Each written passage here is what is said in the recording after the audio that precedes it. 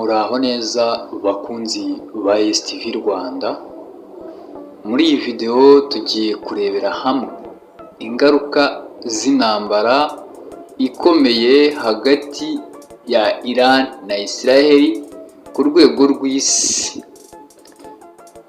cyane cyane ku rwego rwa crypto n'umushinga wa Pi Network. Ese iyi ntambara izateza ikibazo cyangwa ni amahirwe mashya kuri blockchain binyuze kuri blockchain? Ibi byose nibyo tugiye kurebera hamwe muri ino video. Ndagushimira wowe udahwema kubana natwe, mushishikariza kugumya kubana natwe kuri uno muyoboro wa STV Rwanda muri ino video kugira ngo turebere hamwe niba se ino ntambara ya Iran na Israel ishobora kugira ingaruka zikomeye kuri cryptocurrency, by'umwihariko Pi Network. Nibyo tugiye kuba twarebera hamwe. Rero wowe uraza gusobanukirwa, icyo usabwa ni ukureba video yose paka irangiye, ni ukureba video paka igeze ku musozo. Uraza gusobanukirwa neza ibya cryptocurrency, by'umwihariko ku bazikunda, ku bazikoresha. Ino video ni iyawe, nkubwira uko niba hari umuntu ubona ko ino video imugenewe uze kuyimusharinga.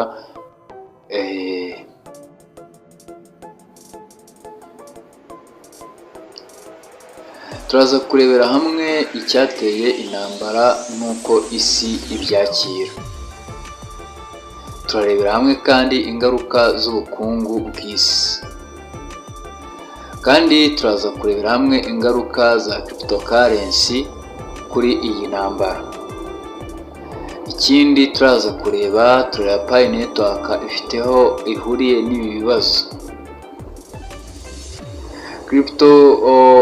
Crypto na politiki, ese birashobora kubahana cyangwa se kubana muri ibi bihe bikomeye cyane?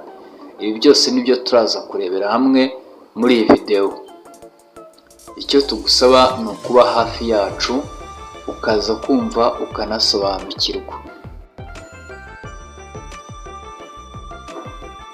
Ikintu cya mbere rero dushobora guheraho tuvuga ni icyateye intambara n'uko isi byakira. Intambara yatangiye bitewe n'impamvu za politike, umutekano n'inyungu z'akarere.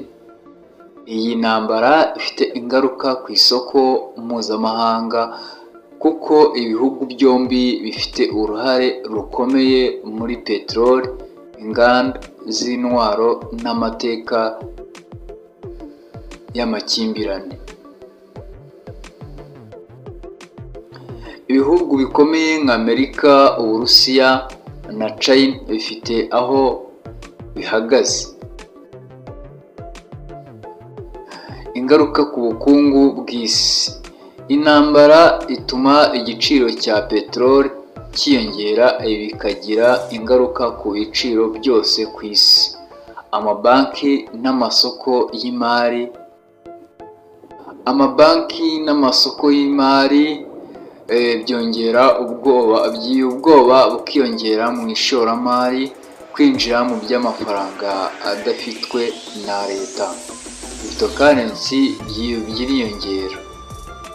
Ingaruka kuri cryptocurrency, Bitcoin n'izindi cryptocurrency zifata nka Gold. Mu bihe by'amakuba abashoramari benshi bahungira muri crypto kubera ko itagenzurwa na za leta. Ako ubushyamirane bushobora gutuma hashyirwaho amategeko akaze yo gukumira ikoreshwa rya cryptocurrency. Icyo twavuga nk'uko twari tubyiteze cyangwa dushaka kumva amakuru yabyo, ese ifite aho ihuriye n'ibibazo. Pi Network nubwo itarajya ku isoko mpuzamahanga, mainnet ifite community nini cyane. Mu bihe by'intambara abantu benshi bashaka uburyo bworoshye bwo koroheranya amafaranga, bwo kohererezanya amafaranga Pi iramutse igiye kuri mainnet, byaba amahirwe yo kuba igikoresho cy'amahoro mu rwego rw'ikoranabuhanga.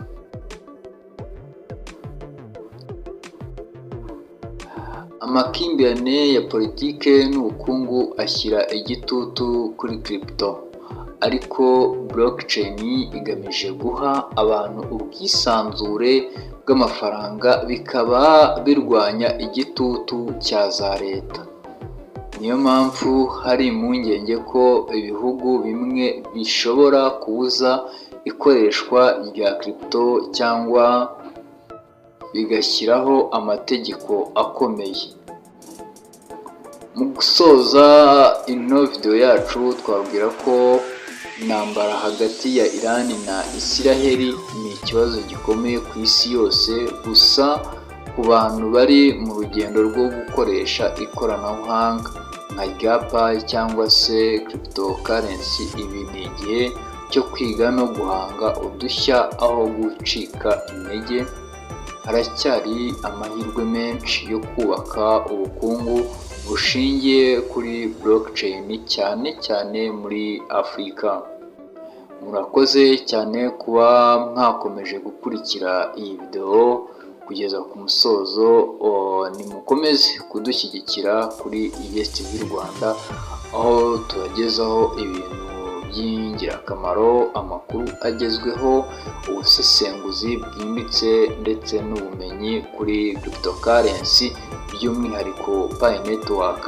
Turabakunda cyane kandi ntiduhwema kubagezaho video zitandukanye zivuga ku bukungu bwa cryptocurrency, by'umwihariko Pi Network. Niba uri mushyashya kuri uno muyoboro, turagusaba gukanda subscribe ndetse ugakanda like, ukora muri comment, ugasharinga ino video abantu bose ubona yagirira umumaro. Turabakunda cyane, Imana ibahe umugisha, naho utaha.